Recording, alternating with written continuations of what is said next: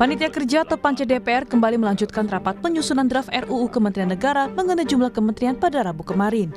Pembahasan ditargetkan selesai sebelum 12 Juli. Ketua Badan Legislasi DPR Supratman Andi Aktas mengatakan agenda pembahasan berfokus pada penghilangan jumlah 34 kementerian dalam pasal 15 Undang-Undang Kementerian Negara. Dihapusnya angka 34 untuk jumlah kementerian tidak bisa dipastikan angkanya akan berkurang atau bertambah.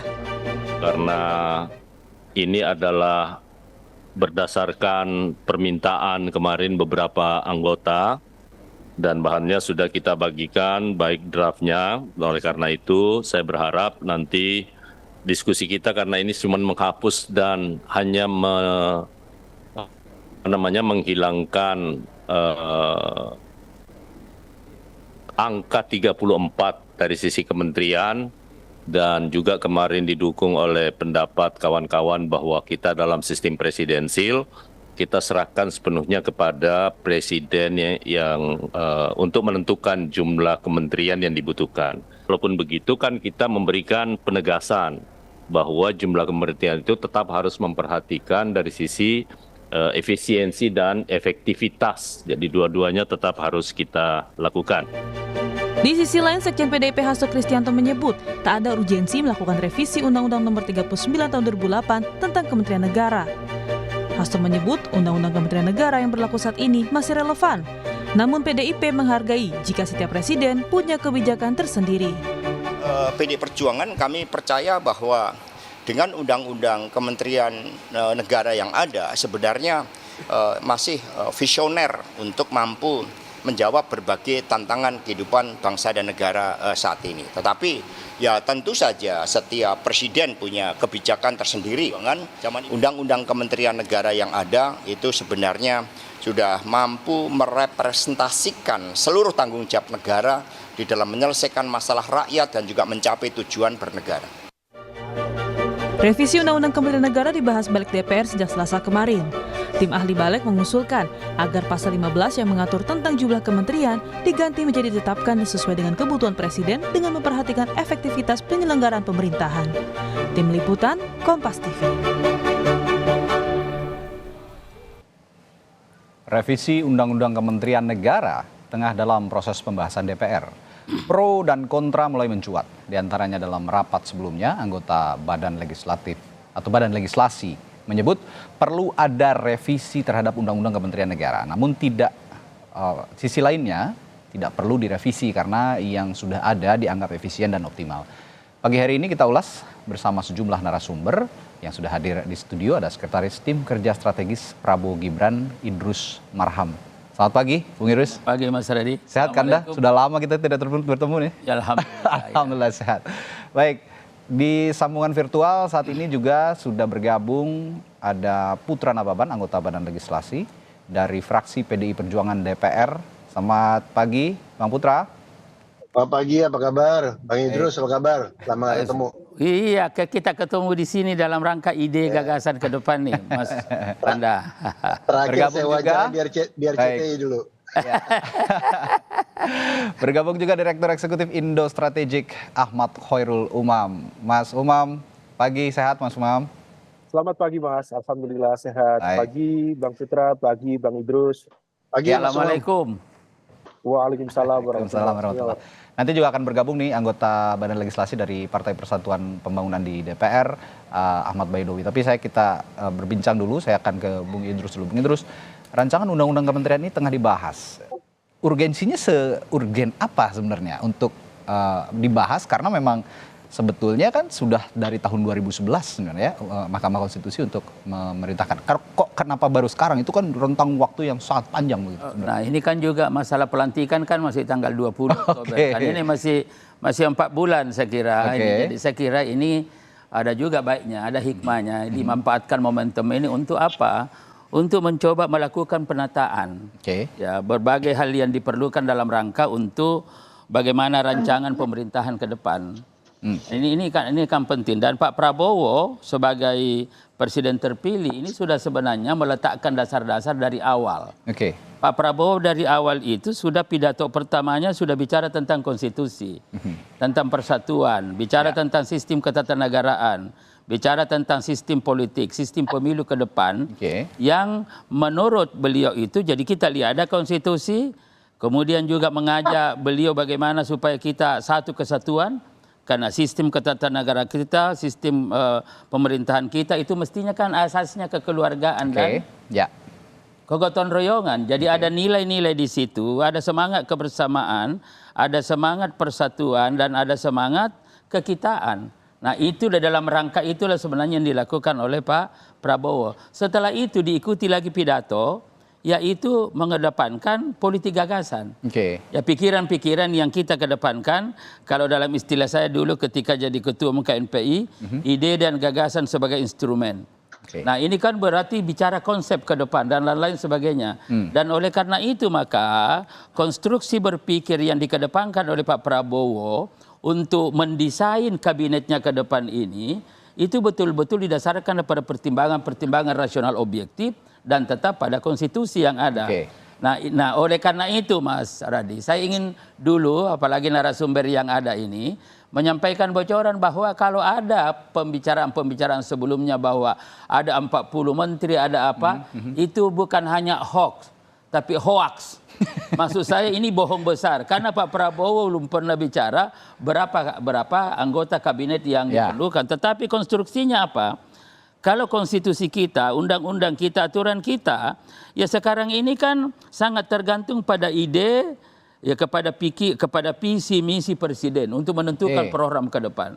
Nah, sekarang ini kalau tahapan-tahapan yang ada, visi misi ini mestinya kan di breakdown. Ya, dalam bentuk program-program ya yang nyata, yang orientasinya adalah memenuhi kebutuhan rakyat, menyelesaikan masalah rakyat, dan memberikan harapan masa depan yang lebih baik. Nah, setelah program-program ini itu perlu diwadahi di mana? Selembaga. Dari situ bicara tentang kementerian, Mas Radi. Nah, setelah itu pada tahap berikutnya baru bicara orang. Jadi bukan masalah mulai dari jumlah dulu, tetapi ada konstruksi berpikir yang menjadi dasar, sehingga dengan demikian orang-orang yang ada ini betul-betul dapat melaksanakan program yang ada untuk rakyat. Dan nanti kelanjutannya lagi, hak prerogatif presiden menentukan dan memberhentikan. Jadi kalau nanti ada yang tidak kompeten, ya ganti. Nah, ini kan begitu Mas Radi, cara berpikir yang dikembangkan sehingga olah mengolah, ahli tafsir, ya apalagi ini ada seorang intelektual ini adalah Pak Hairul Umam. Saya kira di sini persoalan kita, jadi supaya tidak ada olah mengolah Mas Radi lagi. Tidak ada ahli tafsir lagi. Jadi ya itu supaya saya selaku sekretaris kajian strategis Pak Prabowo kemarin, saya katakan tidak pernah ada keputusan atau ada ketetapan atau informasi bahwa 40. Lalu kemudian kabinet ini nanti ada menampung. Kabinet itu bukan penampungan. Jadi ini juga perlu kita pahami. Jadi lembaganya berapapun, kabinetnya belum tentu sejumlah itu, begitu kira-kira. Ya bisa, karena itu kan terkait dengan apa yang dibahas hari ini, hanya kebetulan saya kira. Dan ini penting memanfaatkan 4 bulan ini dalam rangka untuk mendesain bagaimana kabinet ke depan sehingga betul-betul fungsional, produktif untuk rakyat. Baik. Saya minta tanggapan Bang Putra dari PDI Perjuangan. Dalam rapat Badan Legislasi, Anda sebut jumlah kementerian yang sudah ada itu sebenarnya tidak perlu diubah. Ini juga senada dengan pernyataan dari sejumlah politisi PDI Perjuangan. Kemarin juga saya menyimak Mas Sekjen Mas Hasto Kristianto mengutarakan hal itu, bahwa undang-undang kementerian yang ada sekarang atau undang-undang yang existing itu masih visioner. Argumentasi Anda bagaimana, Bang Putra? Ya, saya senang sekali tadi Kompas ada berita pengantarnya, dan senang sekali mendengar Bang Idrus lagi, ada Mas Awi di sini sama-sama di balik. Ini udah lama nggak dengar Bang Idrus ini. Udah long time ago ya. Jadi gini, argumentasi yang kami sampaikan, Mas Awi ada di sini, nanti bisa juga melengkapi dan juga Mas Awi juga sudah gabung. Bahwa kita bicara tentang efektivitas dan efisiensi bahkan.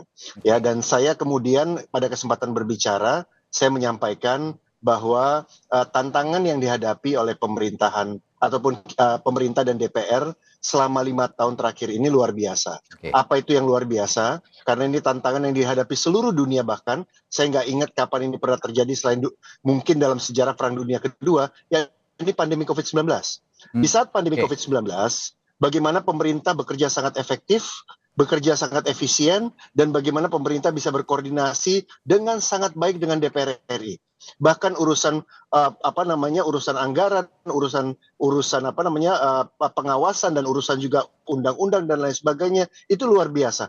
Dan setelah 2,5 tahun bekerja menanggulangi COVID, ternyata pemerintah dan Indonesia mendapat apresiasi. Ya. Ini kita bicara COVID-19 loh, tidak ada yang tidak terkena COVID-19 di saat itu. Tidak ada negara satupun. Ya, ya. Dan Indonesia mendapat apresiasi. Apresiasi luar biasa dari negara-negara lain, bahkan mereka mengirim tim untuk belajar ke sini dan dari negara dunia dan juga dari universitas. Bahkan John Hopkins memberikan apresiasi juga. Artinya apa? Artinya dengan komposisi yang kita punya, dengan struktur yang kita punya, itu pemerintah sangat bekerja dengan efektif dan efisien. Nah ini saya kemarin bertanyakan, ada apa yang urgent yang kita lihat, yang sedang kita proyeksikan, ya artinya kalau tadi Bang Idrus mengatakan gotong royong, ya kabinet yang sekarang kurang tanda petik gotong royong seperti apa gitu kan ya, semuanya sudah masuk di situ kan, kecuali satu partai gitu kan ya, artinya itu udah cukup lumayan.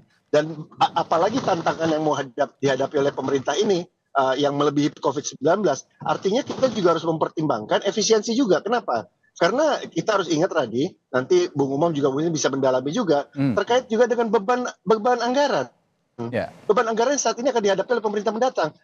Ruang fiskalnya semakin sempit, terus juga kita punya beban hutang, kita belum bayar pengeluaran yang lain dan lain sebagainya. Itu luar biasa bebannya. Nah, artinya kalau memang kita mau bicara soal kelembagaan, saya kan dibalik beberapa kali dan juga membuat undang-undang beberapa kali. Itu Kementerian Hukum dan HAM selalu mengatakan kalau membentuk lembaga baru itu sudah tidak, pemerintah sudah pasti tidak setuju. Gitu loh. Ya, berulang kali seperti itu. Ini kita lagi membuat juga undang-undang kepariwisataan, ada usulan mungkin bikin badan pariwisata dan lain sebagainya. Itu pemerintah udah pada posisi yang kita tidak bisa menambah beban lagi. Nah, ini kan harus juga kita lihat realitas ini.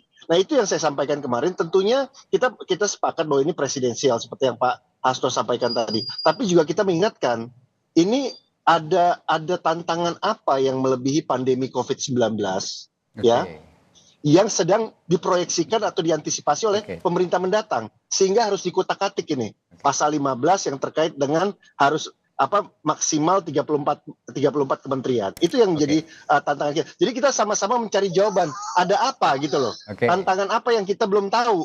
Mungkin ini juga menarik dari teman Golkar kemarin mengatakan kita harus ngomong ke rakyat, harus ada justifikasinya. Ya kan, itu rekannya Pak Idrus Marham di rapat balik juga menyampaikan apa justifikasinya. Kita harus jelaskan ke masyarakat. Nah, ini yang belum ketemu sampai sekarang, menjelaskannya apa tantangan yang paling besar dan terbesar sehingga kita harus melakukan ini. Melakukan merevisi undang-undang Kementerian Negara ini. Gitu, Radi. Baik.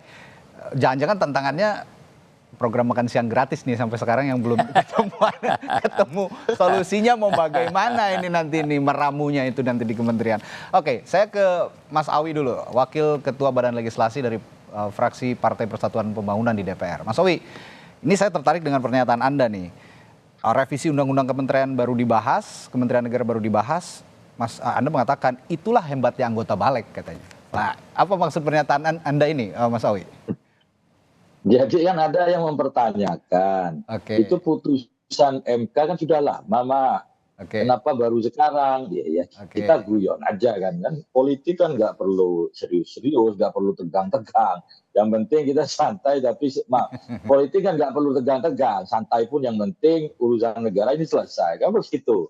Kita ada senior nih Bang Idrus di situ itu, terus ada Mas Umam dan Pak Panda. Ya kita tanya, loh kok baru sekarang? Itulah hebatnya. Yang hari ini, balik hari ini itu menyisir undang-undang mana yang diputus oleh MK yang tidak ditindaklanjuti oleh revisi. Harusnya kan setiap undang-undang yang diputus oleh MK itu kan semua harus ditindaklanjuti oleh DPR dan pemerintah, ditindaklanjuti dalam bentuk revisi untuk menjawab konteks itu. Jadi guyon aja. Namun demikian, kenyataan di lapangan memang Badan Legislasi hari ini di akhir masa periode ini sedang mendapatkan data dari Badan Keahlian DPR. Itu memang ada puluhan undang-undang yang harus di follow up berdasarkan putusan Mahkamah Konstitusi. Kita tidak ingin meninggalkan PR yang terlalu banyak untuk periode yang berikutnya. Setidaknya kita ingin memberikan legacy kepada periode yang akan datang bahwa setiap ada putusan Mahkamah Konstitusi itu seharusnya harus ditindaklanjuti dengan langkah merevisi undang-undang. Karena memang seperti itu alurnya. Nah, kembali kepada persoalan terkait dengan revisi undang-undang kementerian ini, ya kita menggunakan logika itu bahwa ada putusan MK. Terus pada saat yang bersamaan ada hiruk pikuk isu mengenai jumlah kementerian, ya sebuah kebetulan. Terus kemudian kita di balik tidak pernah bicara tentang jumlah. Kita memberikan kepada presiden untuk mengukur seberapa butuh jumlah kabinet yang diinginkan, ya silakan, karena ini sistem presidensial. Nah, ya, baik. Seperti itu. Baik, ini saya juga mencatat begitu ya, bahwa sebenarnya di balik juga ada puluhan beleit yang mesti ditindaklanjuti atau direvisi begitu. Nah, ini kembali ke pernyataannya Bang Putra juga tadi, tantangannya apa sih sebenarnya ke depan untuk undang-undang kementerian lembaga ini direvisi begitu. Terlebih jika memang nanti ke depannya untuk menghapus klausul angka 34 sebagai jumlah kementerian pada pasal 15 Undang-Undang tentang Kementerian Negara. Nah, semua tidak menutupi kemungkinan juga ada pembahasan soal itu. Bagaimana nih, Mas Awi? Ya, itulah kemudian kita step by step, satu persatu kita selesaikan undang-undang yang ada dampak akibat putusan Mahkamah Konstitusi. Jadi di masa sidang ini kemungkinan itu ada sampai 10 undang-undang yang kita usulkan revisinya. Tidak hanya undang-undang Kementerian Negara. Nah, terkait dengan undang-undang Kementerian Negara, adapun mengenai materi muatannya yang menjadi isu publik, bahwa kita berdasarkan konstitusi jelas ya di Undang-Undang Dasar 45 bahwa kabinet itu merupakan hak prerogatif dari presiden. Ya. Nah, maka sementara kita paham bersama sejak era reformasi kita sudah menganut yang namanya sistem presidensial. Jangan sampai sistem presidensial itu lebih heavy ke parlemennya. Maka kemudian kita berikan keleluasaan kepada presiden untuk menentukan mengenai kabinetnya, terserah presiden mau berapa. Maka kemudian batasan angka, ada usulan batasan angka, udahlah dihapus saja batasan angka, memberikan fleksibilitas kepada presiden terpilih, presiden yang akan dilantik, dan presiden yang akan menjalankan pemerintahan. Jadi ya untuk silakan aja, bisa saja kalau menurut presidennya nanti cukup 10 ya 10. Ya. Bagi presidennya cukup 30 ya 30 atau lebih dari 34 ya terserah presiden terpilihnya yang akan mengukurnya. Toh kalau berdasarkan pengalaman jumlah kabinet di Indonesia itu kan tidak ada yang benar-benar fix angkanya. Bahkan era kabinet Dwi Korah itu sampai 100 lebih. Di Orde Baru ada sampai 40 kan seperti itu. Tidak ada yang diatur dalam Kementerian Negara jumlah fix jumlah kementeriannya. Kalau gitu saya tanyakan. Jadi, Mas Aradi, sebelum Hairul Umam sekali lagi, saya ingin memperjelas kembali sekali lagi adalah bahwa ini biar clear semua. Kita sudah konfirmasi kepada Pak Prabowo, bahkan dengan saudara Dhanil juga yang selama ini kita kesawai juru. Kita konfirmasi satu, pernah nggak kita menyebut 40? Tidak pernah. Tidak pernah. Satu. Kemudian yang kedua, perlu juga kita klarifikasi bahwa pikiran sedikit pun tidak pernah ada pikiran bahwa kabinet ini adalah penampungan, bukan. Nah ini masalah. Jadi kemudian karena itu konstruksi berpikir yang dikembangkan oleh tim oleh Pak Prabowo ini adalah mulai daripada visi misi. Visi misi di breakdown dalam bentuk program. Program ini diwadahi dalam kementerian-kementerian. Lalu dari situ kementerian dalam rangka orientasinya apa? Kebutuhan rakyat, masalah rakyat, masa depan bangsa ini seperti apa? Itulah arah. Lalu ditentukan orang. Baru di situ jumlah. Jadi Mas Radi bisa lebih dari 34, bisa kurang dari 34 dan jangan langsung dipatok. Itu adalah akibat dari suatu cara berpikir. Nanti juga tapi saya akan tegaskan juga nih soal tantangan yang ditanyakan oleh Bang Putra tadi ke Bang Idrus. Tapi sebelum itu saya ke Mas Umam dulu. Mas Umam, ini kan ramai-ramai ya sejumlah anggota DPR, terutama yang partainya pada saat pemilu 2024 kemarin di Pilpres itu mengusung Prabowo Gibran, mengatakan bahwa ini hanya kebetulan saja begitu. Termasuk Mas Awi juga tadi sepertinya sempat menyinggung ini suatu kebetulan bahwa pembahasan ini dilakukan di tengah Pak Prabowo sempat bilang akan menambah kementerian begitu. Ini menurut Anda memang benar-benar coincidence atau bagaimana? Analisis Anda bagaimana, Mas Umam? Kalau terkait dengan konteks koinsiden atau tidak, saya pikir tidak ada sesuatu yang sifatnya koinsiden dalam politik. Semuanya sudah dinegosiasikan, semuanya sudah dihitung. Nah, oleh karena itu kalau misal tadi Bang Idrus menyampaikan tidak ada pembicaraan khusus, bahkan Pak Prabowo sendiri juga belum menyampaikan keterangan mengenai hal ini, ya ini menjadi bagian dari sebuah pertanyaan. Apakah memang betul genuine dari Pak Prabowo, ataukah sebenarnya ada elemen di lingkaran Pak Prabowo misalnya yang mencoba untuk membuka ruang manuver dalam perumusan kabinet yang akan datang. Karena bagaimanapun juga kalau misal kita cermati beberapa waktu lalu misalnya ada yang mengatasnamakan asosiasi ya pengajar tata hukum negara dan sebagainya yang mengusulkan 42 secara spesifik untuk peningkatan jumlah kementerian. Sebenarnya angka itu bukan menjadi sebuah prioritas. Yang terpenting concern kita adalah soal good governance.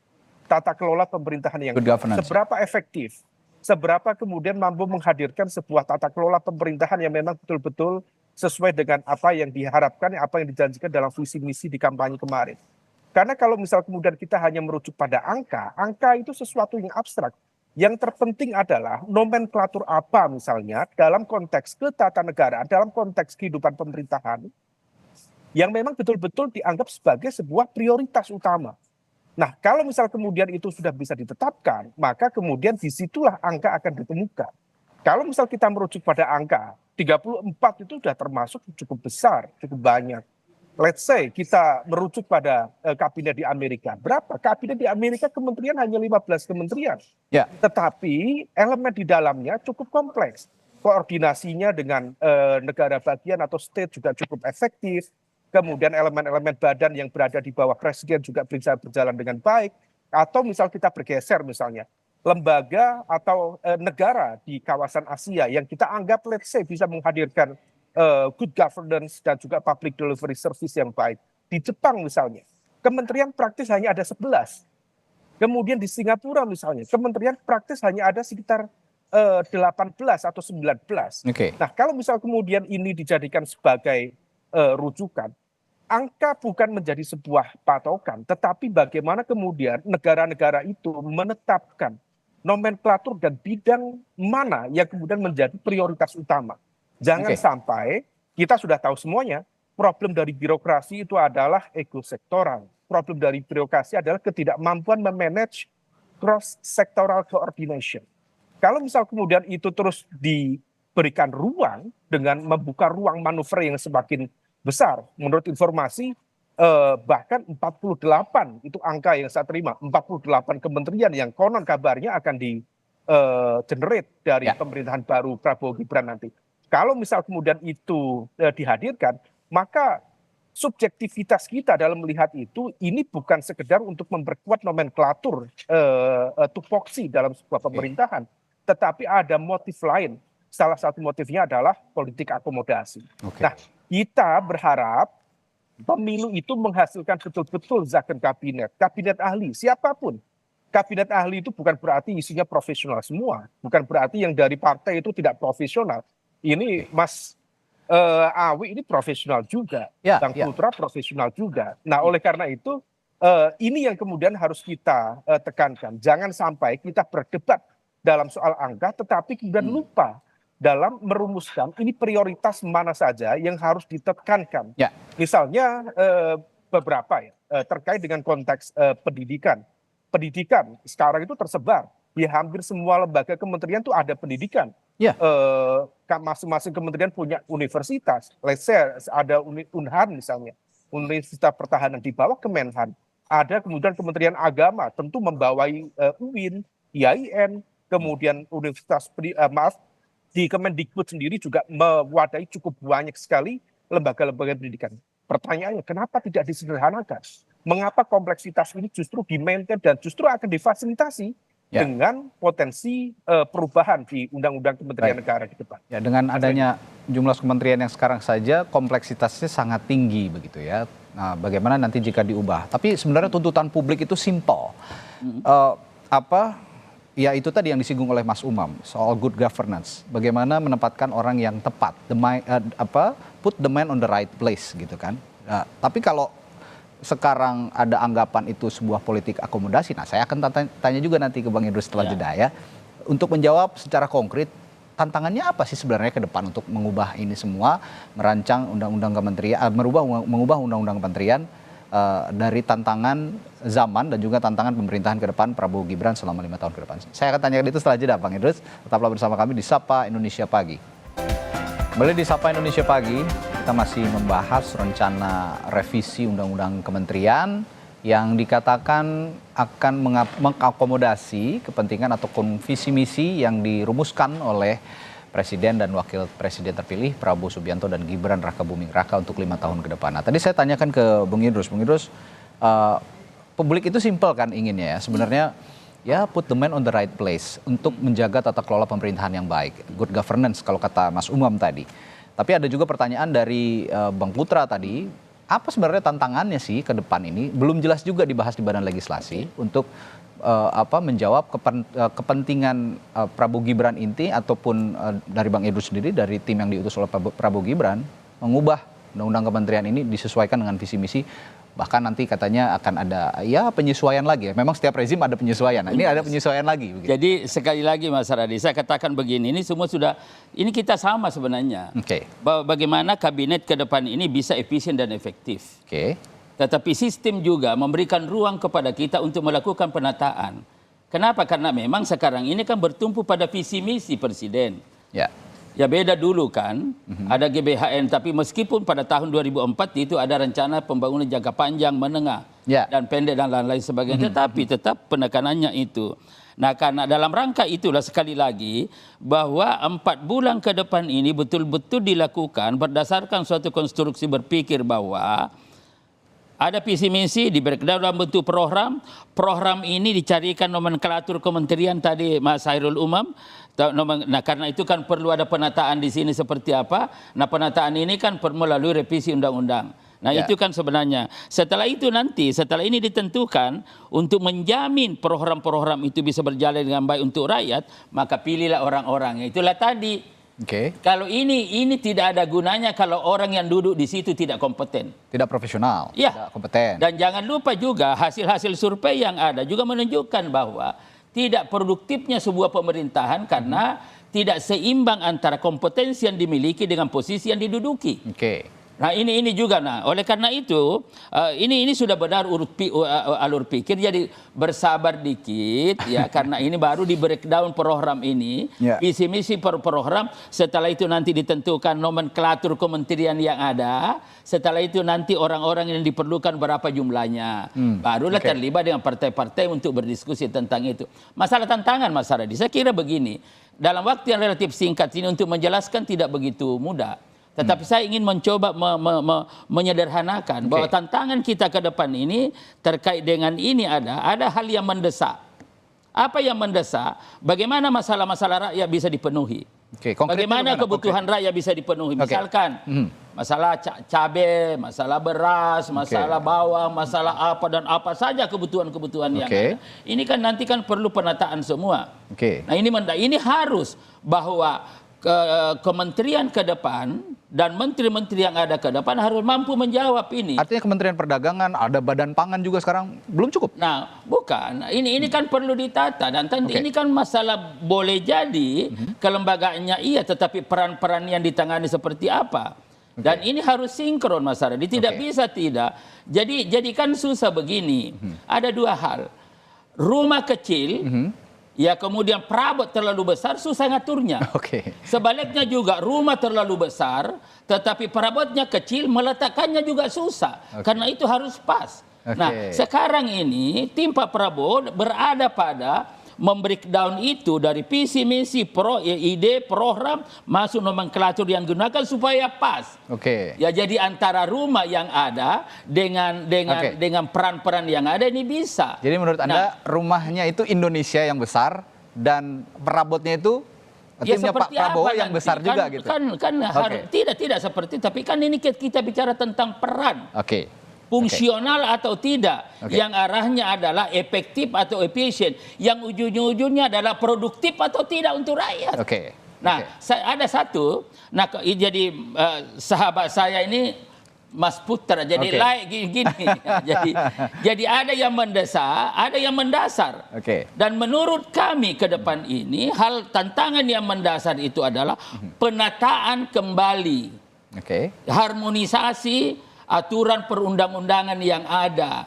Bahkan ujung-ujungnya nanti akan kembali kepada perlunya evaluasi dan perlu amandemen Undang-Undang Dasar 1945. Dan Bang Buyung almarhum ketika saya jadi masih di KNPI sering mengatakan, Idrus, ini belum selesai ini barang. Ini masih lonjong. Perlu kita luruskan, ada banyak yang kita harmonisasikan. Nah tadi yang dikatakan oleh Mas Putra bahwa sekarang sistem kita sadari atau tidak ini terlalu liberal. Jadi nilai-nilai kekeluargaan, nilai-nilai kegotong royongan yang punya semangat kebersamaan, kekitaan, persatuan itu hilang. Akhirnya menyeleksi kata-kata saja yang digunakan, tidak lagi berpedoman pada ketuhanan. Itu masalahnya. Ini analogi yang menarik tadi Bang Putra. Kalau kata Bang Idrus, rumah besar rumah kecil perabotnya banyak susah juga katanya. Kalau rumahnya besar, rumahnya kecil perabotnya banyak. Sebaliknya begitu. Nah, ini analogi yang menarik untuk dicocokkan dengan urgensi merubah undang-undang kementerian ini. Tapi PDIP juga menyebut tetap akan menghargai hak presiden nanti ya. Kalau saya tidak salah mengutip sejumlah pernyataan dari politisi PDIP. Tapi apa yang seharusnya menjadi input untuk pemerintahan ke depan menurut Anda, Bung Putra? Saya itu sangat apresiasi sama pembuat undang-undang di tahun 2008 ini ya, undang-undang Kementerian Negara ya.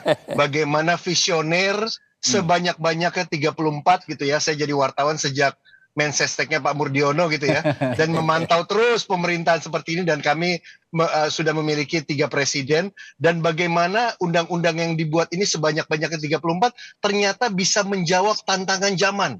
Apa yang disampaikan Bang Idrus tadi benar. Terkait dengan urusan cabai, bawang, segala macam. Itu ternyata selama 5 tahun terakhir, semua masalah kerakyatan kita jawab di saat pandemi bahkan.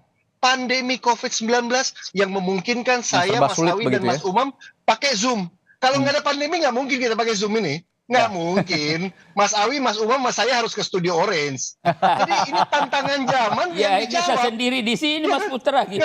Nah, artinya apa? Artinya ini visioner sekali Undang-Undang Kementerian Negara yang sedang kita mau utak-atik gitu loh. Nah, kedua dari insting jurnalistik saya, kalau di dunia politik ya, saya selalu di dunia Polkam sejak tahun 94, kalau ada narasumber dan orang yang berkepentingan selalu ngomong mau ke kiri, pasti dia mau ke kanan. Artinya apa? Kalau berkali-kali dia mengatakan bahwa itu pasti belum tentu lebih dari 34, pasti kurang dari 34, belum tentu ini jangan-jangan 10, itu pasti lebih dari 34. Itu pengalaman jurnalistik saya yang baru 25 tahun. Ya, baru 25 tahun gitu ya. Biasa kalau ngomongnya ke kiri itu maksudnya ke kanan. Supaya gitu. Diarahkan dulu ke kiri biar nggak ke kanan dulu, gitu baru ya. ke kanan. Iya, itu ilmu dasar itu. Itu pendidikan reporter yang saya ajarkan sama reporter yang baru. Jadi kalau narasumber bilang kiri itu pasti kanan. Gitu. Apalagi kalau dikatakan berulang-ulang. Gitu. Nah, yang ketiga, saya setuju dengan Mas Umam. Saya di DPR bermitra dengan pendidikan Kementerian Pemuda dan Olahraga. Aduh, sayang sekali sambungan komunikasinya sepertinya agak terganggu nih, Bang Putra. Berada di perjalanan sepertinya. Baik, saya kalau gitu sambil menunggu Bang Putra nanti lebih lanjut ke Mas Awi dulu. Mas Awi, ini sepertinya dengan kok tidak bisa koordinasi ya? Kami di DPR bosnya ada 9 ketua fraksi. Kok kami bisa kompak gitu loh? Ya. Jadi sekat-sekat itu saya suka berkelakar sama pihak pemerintah. Bos kalian satu, presiden. Kok susah sekali koordinasi?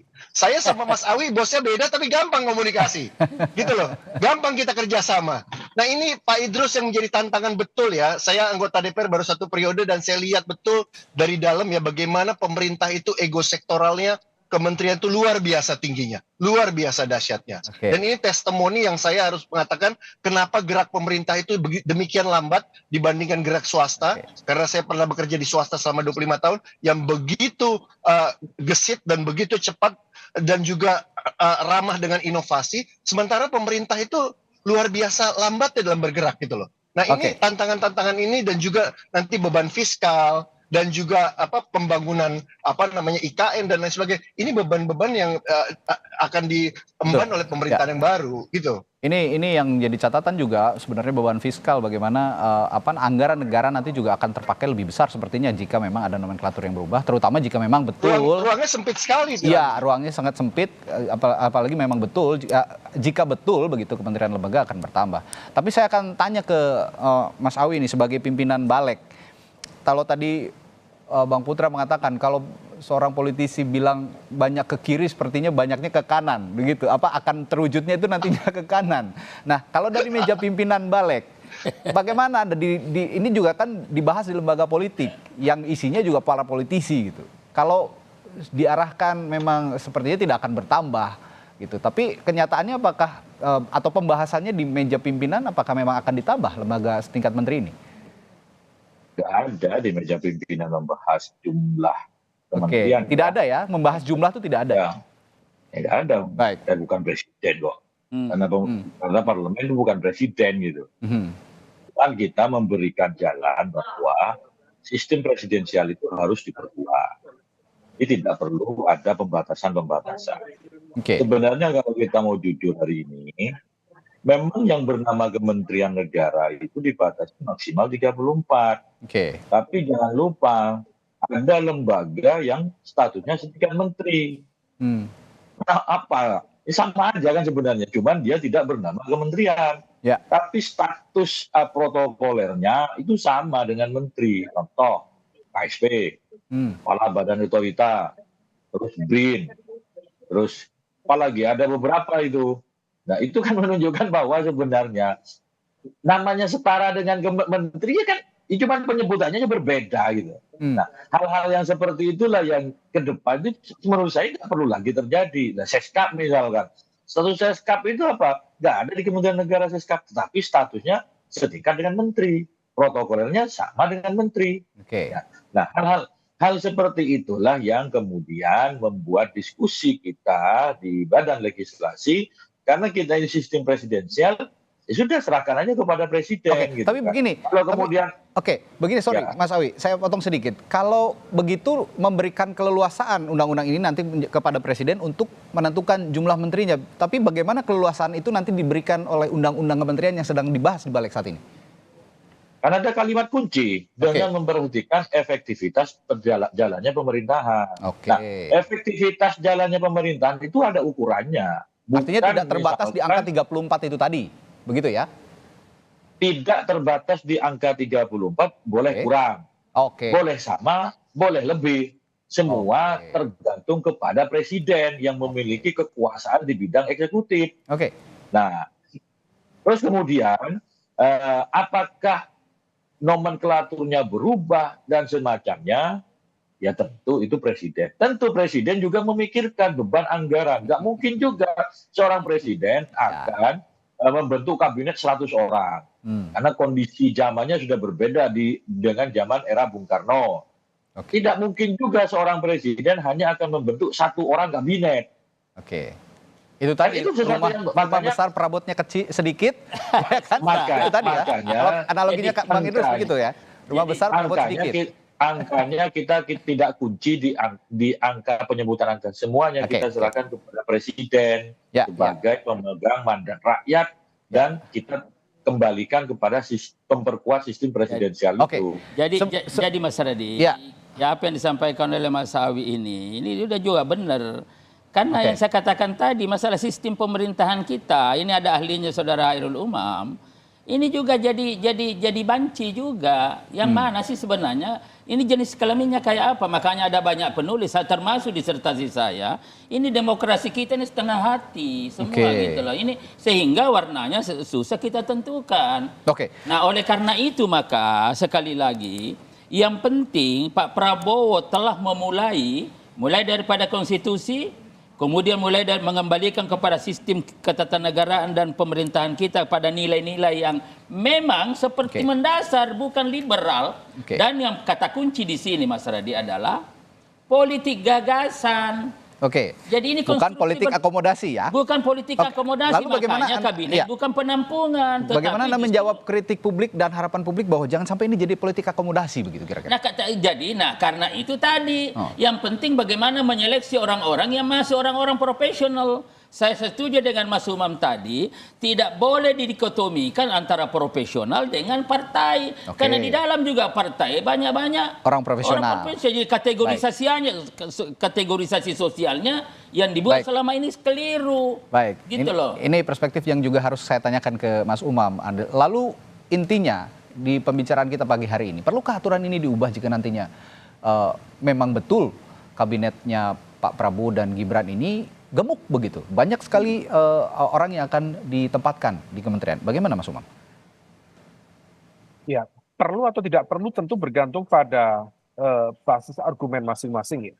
Dalam konteks ini rasa-rasanya hipotesis yang tadi disampaikan oleh Mas Putra itu agak make sense dan barangkali akan terjustifikasi bahwa kalau misal sudah ada kopling mengatakan ini tidak harus 34, bisa jadi di bawah, maka most likely besar kemungkinan ini akan dijadikan sebagai pintu untuk membuka ruang bagi dalam konteks semacam fiskal atau ruang manuver dalam membentuk nomenklatur kementerian yang baru.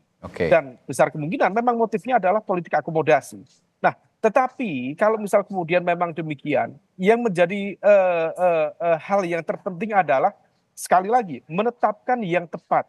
Ini bukan soal the right man on the right place saja, tetapi bagaimana kemudian tata kelola pemerintahan itu memang didasarkan pada skala prioritas dan juga efektivitas kinerja. Nah, kalau misal kemudian tidak, ini muncul sejumlah informasi spekulatif. Misalnya, nanti atas nama penyederhanaan birokrasi, menurut informasi yang saya terima, termasuk dari teman-teman di internal KPK, sudah cukup kuat itu informasi, konon kabarnya akan ada skenario untuk memerger KPK dengan lembaga ombudsman. Dan kemudian fungsi penindakan KPK akan dikembalikan kepada Polri dan juga kepada Kejaksaan, sementara KPK akan menjadi macan ompong karena hanya akan fokus pada fungsi dalam konteks ini adalah prevention. Nah, oleh karena itu, ini jangan sampai kemudian membuka ruang yang justru bukannya progres, tetapi malah regress, malah mundur. Nah, ini yang kemudian harus kita antisipasi. Kalaupun memang yang menjadi bahan pertimbangan adalah politik akomodasi, ini sekedar sebagai saran untuk pemerintahan Prabowo Gibran. Kalau misal memang konteksnya adalah politik akomodasi, barangkali ruang manuver itu bisa di-extend dengan memperbanyak posisi wamen. Itu menjadi salah satu alternatif. Karena menambah wamen itu tidak akan menciptakan sebuah penambahan infrastruktur kelembagaan baru. Let's say hanya akan menambah satu ruang kerja menteri dan perangkat yang kemudian akan mendampingi wakil menteri. Tapi selebihnya kalau misal kemudian nomenklatur kelembagaan yang baru yang kemudian dirumuskan, let's say ada yang bilang 42 atau kemudian 48, saya pikir ini impact-nya akan cukup rumit. Dalam konteks cross-sectoral coordination, termasuk juga dalam konteks bagaimana tadi ruang fiskal negara yang memang sedang terbatas itu akan memiliki dampak yang cukup signifikan. Bagaimana kemudian negara dengan keterbatasan dana itu akan menciptakan kebutuhan yang luar biasa. Nah, ini yang kemudian jangan sampai presiden baru terbebani oleh situasi ini dan tentu endingnya adalah bagaimana menciptakan effective government dan dalam konteks ini adalah good governance tadi yang menjadi basis yang kemudian harus menjadi komitmen dari pemerintahan ke depan. Jadi intinya jangan sampai lembaga yang begitu penting, contohnya tadi seperti KPK itu dirampingkan di saat ada lembaga yang tidak terlalu dibutuhkan, diadakan oleh pemerintahan Prabowo Gibran. Ini yang sama-sama harus kita hindari untuk menciptakan good governance dan tentu saja menempatkan orang-orang terbaik dan profesional di lembaga-lembaga yang akan dibuat. Terima kasih. Ya, saya perspektifnya. dikit boleh Ya, baik, saya ingin mempertegas kembali bahwa inilah kadang-kadang kita menafsirkan Pak Prabowo Gibran pasti ingin sukses memimpin. Dan untuk sukses dan memimpin ini pasti menyusun kabinet, membentuk kabinet yang apa? Sama tadi, yang efisien, yang efektif, yang fungsional dan produktif. Tidak mungkin Pak Prabowo membentuk kabinet itu gagal, ingin sukses. Nah, mari kita buktikan gitu. Dan Pak Prabowo sudah memulai dengan konstruksi berpikir yang sangat luar biasa. Dan itu aja. Kritik publik juga akan terus berjalan, ya, pengawasan akan terus berjalan. Pak Prabowo dengan politik gagasan, di situ ada ide dan gagasan sebagai instrumen, perdebatan konseptual, dan di dalam itu ada kritis, menghargai, gitu loh Mas. Siap. Jadi, baik. Terima kasih diskusi kita pagi hari ini yang menarik dan hangat di Sapa Indonesia Pagi untuk Sekretaris Tim Kerja Strategis Prabowo Gibran, Bung Idrus Marham, lalu juga Wakil Ketua Badan Legislasi DPR Fraksi P3 Ahmad Baidowi, serta anggota Badan Legislasi Fraksi PD Perjuangan Putra Nababan, dan juga Direktur Eksekutif Indo Strategik Ahmad Khairul Umam. Terima kasih sekali lagi, sehat selalu Bapak-Bapak, sampai jumpa lagi. Terima kasih Bang Idrus.